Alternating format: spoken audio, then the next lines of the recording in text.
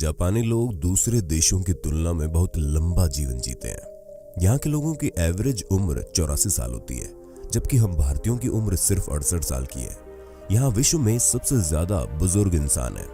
यहाँ तक कि रिकॉर्ड होल्डर मसाजो नोनाका भी जापान के ही थे, जिनकी इसी साल 113 साल की उम्र में मृत्यु हुई थी। और पिछले साल 117 साल जीने वाली महिला नाबी ताजिमा की मौत हुई थी।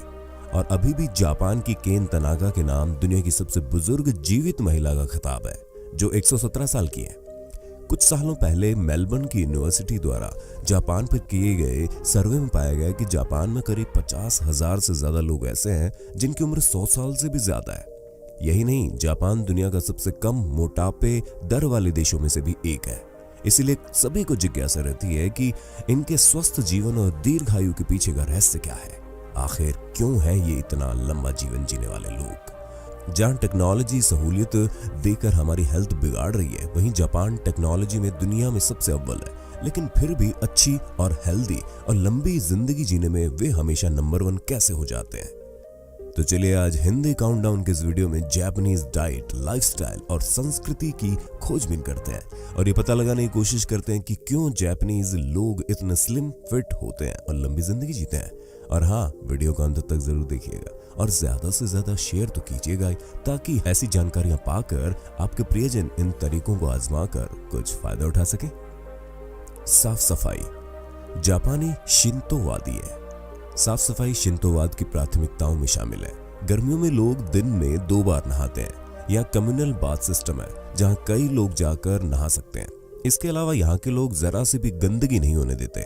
साफ सफाई में जापान विश्व के सबसे साफ सुथरे देशों में से है। यहाँ के लोग अपनी कंट्री से दूर दूसरे देशों में भी जाते हैं तो वहां भी साफ सफाई का बहुत ध्यान रखते हैं। इनका मानना है कि साफ सफाई रखने से बीमारियां नहीं फैलती, दिमागी संतुलन बना रहता है, जिससे बिना वजह होने वाली हेल्थ प्रॉब्लम से आसानी से बचा जा सकता है। इसलिए बचपन से ही स्कूलों में बच्चों को साफ सफाई करना सिखाया जाता है। गवर्नमेंट गाइडलाइंस सरकार ने अपने लोगों को फिट और हेल्दी रखने के लिए कई कानून बनाए। इनके अंतर्गत बच्चों को बचपन से ही हेल्दी फूड की इंपॉर्टेंस समझाई जाती है, जिससे कि बचपन से ही उन्हें उसकी समझ आ जाए। हेल्दी फूड को लेकर सरकार ने दिशा निर्देश भी जारी किए हैं। जापानी लोग सरकार द्वारा निर्धारित आहार दिशा निर्देशों का ही पालन करते हैं, जो कि उन्हें इस बात के लिए प्रोत्साहित करती है कि वे घर पर ही बने ताजे और पौष्टिक खाने को खाएं, और जैसे पिज्जा, हॉट डॉग और फ्रोजन रेडी मील से दूर रहें। इसके अलावा यहाँ की सरकार ने जनवरी 2018 में मेटाबो लॉ यानी कि वेट गाइडलाइन सख्ती से लागू कर दिया, जिसमें 45 से 74 साल की उम्र के लोगों को, जिसमें कि पुरुषों के लिए 33.5 इंच और महिलाओं के लिए 35.4 इंच से अधिक कमर की साइज बढ़ाने की इजाजत नहीं है, वरना टैक्स भरना पड़ेगा। एक ये भी कारण है कि जापान के सभी लोग फिट रहने के लिए रूटीन एक्सरसाइज करते हैं। रेडियो वर्कआउट रेडियो टाइसो एक तरह की जापानी मॉर्निंग एक्सरसाइज है। इसे जापान में सुबह सुबह रेडियो पर टेलीकास्ट किया जाता है। इसकी धुन और वॉइस ओवर के अनुसार लोग वर्कआउट करते हैं और ये एक तरह की वार्म अप एक्सरसाइज है। ये वर्कआउट यहाँ के लिए एक रिवाज की तरह है, जिसे लोग रोजाना फॉलो करते हैं। रेडियो टाइसो की शुरुआत अमेरिका से हुई थी, जिसे बाद में जापान में लागू किया गया।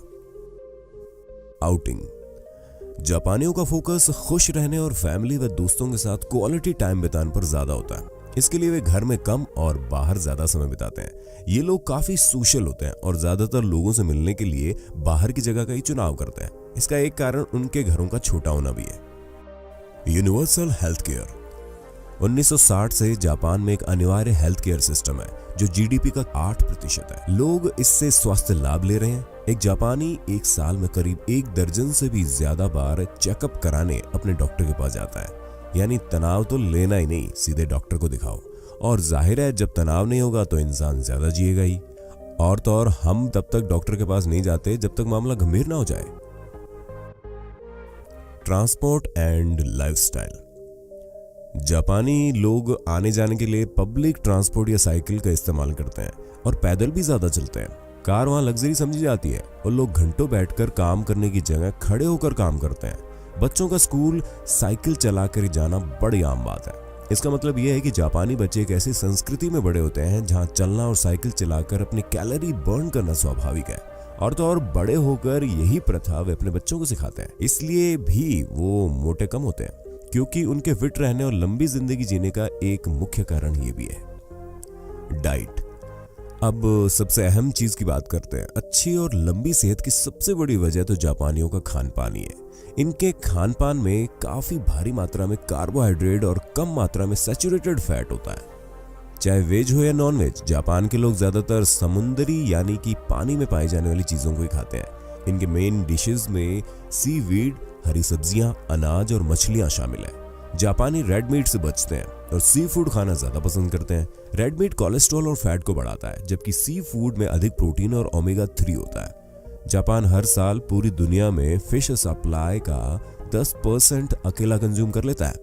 ये डेयरी प्रोडक्ट्स का इस्तेमाल भी कम करते हैं और फलों का इस्तेमाल भी संतुलित तौर पर ही करते हैं। जहां हम लोग खाना खाने के बाद डेजर्ट में मिठाई या आइसक्रीम खाना पसंद करते हैं, वहीं ये सिर्फ ताजे फल खाते हैं। ये नमक और चीनी की अत्यधिक मात्रा वाले खाद्य पदार्थों से भी दूर रहते हैं। ज्यादातर खाने वाली चीजों में मैदे और आटे का बहुत कम इस्तेमाल होता है और सब्जियों का ज्यादा से ज्यादा इस्तेमाल किया जाता है। यही वजह है कि यहाँ पर पेट संबंधित रोग कम देखने को मिलते हैं। रोटी ब्रेड की जगह यहाँ चावल खाया जाता है और जापान के चावल हमारे यहाँ के चावल से कई गुना ज्यादा सेहतमंद होते हैं, जिनसे चर्बी नहीं होती। Eating less. अब कम खाने की बात करें तो इसका मतलब यहाँ पर डाइटिंग करने से नहीं है। वैसे जापानीज लोगों की डिक्शनरी में डाइटिंग वर्ड है ही नहीं। असल में ये लोग इसे हारा हाची बू कहते हैं। ये विशेषकर ओकिनावा में खाना खाने से संबंधित एक प्रथा है, जिसका सीधा और सरल मतलब है कि ये हमेशा अपना पेट सिर्फ 80% ही भरते हैं। इस आदत को कई जापानी अपनी अच्छी सेहत और लंबी उम्र के लिए जिम्मेदार मानते हैं। दरअसल इस आदत से इनकी कैलोरी इनटेक काफी कम हो जाता है और शरीर में भूख लगने की प्रक्रिया को देखते हुए वैज्ञानिकों ने पाया कि खाना खाते समय पेट भर जाने पर मस्तिष्क को 20 मिनट देरी से पता चलता है। अगर खाना पेट भरने तक खाया जाए तो व्यक्ति जरूरत से लगभग 20% अधिक खाना खा लेता है। इससे पेट फूल जाता है और भारीपन महसूस होता है। पेट का आकार फूलने से अगली दफा व्यक्ति और भी अधिक खाना खा जाता है। Way of eating. Japanese cuisine की सबसे खास बात तो यही है कि यहाँ छोटी प्लेट, बाउल और चॉपस्टिक का इस्तेमाल होता है। फूड कोई भी हो, एक प्लेट में एक फूड ही रखा जाता है, मानो किसी बच्चे को भोजन सर्व किया जा रहा हो। तो छोटे बर्तनों का इस्तेमाल ये लोग जानबूझ के करते हैं, क्योंकि ये ओवर ईटिंग से बचाता है। दूसरी बात, अगर आपने कभी चॉपस्टिक का इस्तेमाल किया होगा तो आप जानते होंगे कि हाथ या चम्मच की तुलना में चॉपस्टिक से बहुत कम मात्रा में खाना उठता है, जिससे खाने की स्पीड स्लो हो जाती है और कम खाना खाने के बावजूद ज्यादा समय लगने से पेट भरा लगता है। जैसे कि हमने पहले बताया कि दिमाग को 20 मिनट देरी से पता चलता है, यानी चॉपस्टिक का इस्तेमाल भी इनके फिट रहने का मुख्य कारण है। Eating on time. जापानीज लोगों ने अपने खाने का समय नियमबद्ध कर रखा है। दिन में 3 बार भोजन करना, नाश्ता आमतौर पर सुबह 8 से 9 बजे के बीच, लंच 12 से 1 के बीच और डिनर शाम को 6 से 8 बजे के बीच हो जाता है हर हाल में। ये दिनचर्या जापानियों को पहले से ही भोजन तैयार करने के लिए प्रेरित करती है और उन्हें बेहतर भोजन बनाने के विकल्प में मदद भी करती है। इन बातों के कारण उन्हें ये पता लगाने की जरूरत नहीं है कि मौके पर क्या खाना है। ऐसे में यदि आपके खाने का टाइम फिक्स्ड नहीं है और किसी भी टाइम आप अपना ब्रेकफास्ट, लंच और डिनर कर लेते हैं, तो ऐसे में आप बिना सोचे सामने मिलने वाले बेकार खाने को चुन लेंगे। फिर आज की भागती दौड़ती जिंदगी में जैसे ही आपको भूख लगेगी तो आप स्वाभाविक रूप से फास्ट फूड की तरफ ही रुख करेंगे ना। साथ ही अनियमित समय पर खाने से फैट, हाई बीपी और टाइप 2 डायबिटीज जैसी बीमारियां भी हमारे शरीर में घर बना लेती है। Food as an experience. भोजन के दौरान आप क्या करते हैं? सोशल मीडिया में बिजी रहते हैं, या फिर खाते समय टीवी देखते हैं, या टीवी देखते हुए खाते हैं, या अपने भोजन को जानवर की तरह चरते रहते हैं। इस तरह के ज्यादातर मामलों में ये डिस्ट्रैक्टेड खाने का परिणाम केवल ओवर ईटिंग ही होता है। और ऐसा इसलिए कि आप वास्तव में ये नहीं देखते या सोचते कि आप क्या और कितना खा रहे हैं। नंबर 1 तरीका, जो कि सबसे अहम है, जापानीज लोगों के दुबले पतले रहने का। खाना खाते समय इस तरह के डिस्ट्रैक्शन को साइड करते हैं और केवल खाने पर ध्यान लगाते हैं। जापान में खाने का सम्मान किया जाता है। वे डाइनिंग टेबल पर बैठकर खाते हैं और खाने में रखी गई सभी डिशेस का स्वाद बड़े ध्यान से लेते हैं। कुकिंग। उनका खाना पकाने का तरीका भारत की तुलना में बहुत अलग है। जापान में तली हुई यानी कि डीप फ्राई चीजें बहुत कम खाई जाती हैं। यहाँ घरों में ज्यादातर भोजन स्टीम करके यानी भाप से बनाया जाता है। भाप में पकने से भोजन के पोषक तत्व भी बरकरार रहते हैं और स्वाद भी बना रहता है। इसके अलावा फर्मेंटेशन के साथ साथ पैन में ग्रिलिंग, भूनना, हल्का फ्राई करना और धीरे धीरे पकाया जाना जापानी कुकिंग का हिस्सा है। साथ ही खाने में कम से कम एक प्याला सूप भी होना जरूरी है। यहाँ खाना बनाने में कम तेल, ज्यादा पानी का इस्तेमाल होता है, जबकि भारत का खान पान काफी अलग है। यहाँ तो सब्जियां जितनी ज्यादा तेल में बनती है उसे उतना ही स्वादिष्ट माना जाता है, जो हेल्थ के लिए बिल्कुल ठीक नहीं है। Green tea. आपने वजन कम करने या हेल्दी रहने के लिए कभी न कभी ग्रीन टी का उपयोग तो जरूर किया होगा ना। विशेष रूप से ग्रीन टी जापान में नंबर 1 बेवरेज है। ग्रीन टी के बड़े फायदे हैं, जैसे कि मेटाबॉलिज्म को बढ़ाना, फैट बर्न करना और हृदय रोग के जोखिम को कम करना आदि। इसमें एंटीऑक्सीडेंट की मात्रा अधिक होने के चलते ये शरीर में रोग प्रतिरोधक की क्षमता को बढ़ाते हैं और इससे चेहरे की एजिंग को भी कुछ हद तक रोका जा सकता है। जापानी दिन में कई बार ग्रीन टी पीते हैं और इतनी चाय का सेवन करने का मतलब है कि उनके शरीर में पानी भरपूर मात्रा में होता है। यहाँ तक कि प्री हीटेड ग्रीन टी यहाँ आपको वेंडिंग मशीन में मिल जाएंगी। ग्रीन टी में 0 कैलोरी होती है और इसकी तुलना में एक गिलास नींबू के पानी में औसतन 120 कैलोरी या सोडा की एक केन में 150 कैलोरी होती है। और आप देख सकते हैं कि कैसे दूसरे देशों के लोगों में इन बेवरेज के कारण मोटापे और वेट की समस्या घर कर रही। से नो टू स्नैकिंग। जापान प्रति व्यक्ति सबसे अधिक वेंडिंग मशीनों वाला देश है। इसके बावजूद वास्तव में जापान के लोग स्नैक्स खाना पसंद नहीं करते।